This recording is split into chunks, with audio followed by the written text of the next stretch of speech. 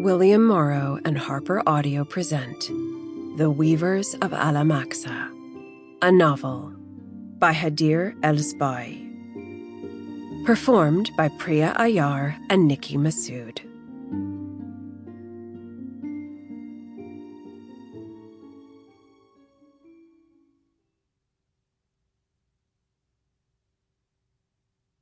A note before we begin. Don't forget to download the accompanying enhancement PDF from your audiobook provider. It contains maps and dramatis personae from the book.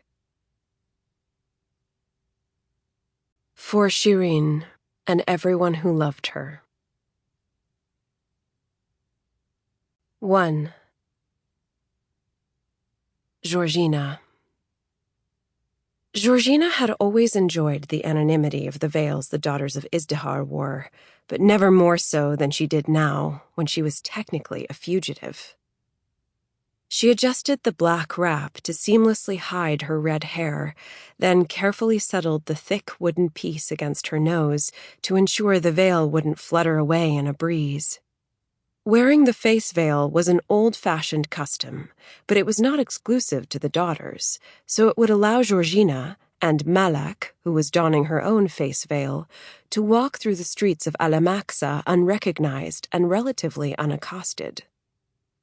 Georgina could hardly believe it had only been 2 days since their escape from jail. 2 days during which a sizable Zirani army had made itself comfortable at the city's western border. The army had formed a large camp just outside the Alamaxa citadel walls, with seemingly no intention of attacking. The Alamaxa Daily was delivered to Zubaida's brothel, where they were hiding out, but even Alamaxa's most respectable newspaper struggled to understand what the army's intentions were, besides intimidating Parliament. Zirani had not yet made any specific demands, and Parliament seemed willing to wait for them, as though attempting to delay the inevitable for as long as possible. Cowards as always, Ottadel scoffed. Georgina had said nothing to this.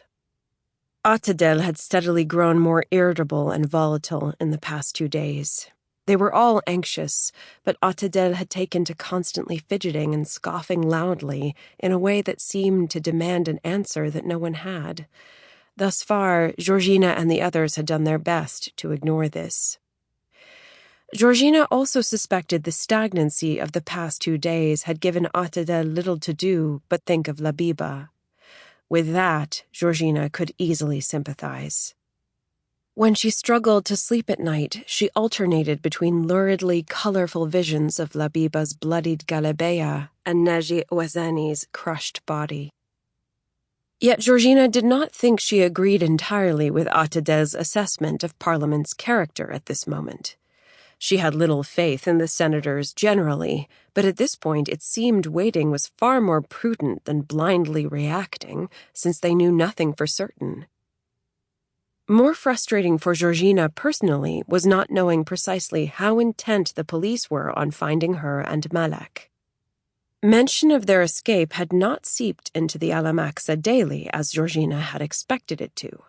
Whether this was because the police did not want to reveal their incompetence or because other matters had taken precedence, Georgina was not certain.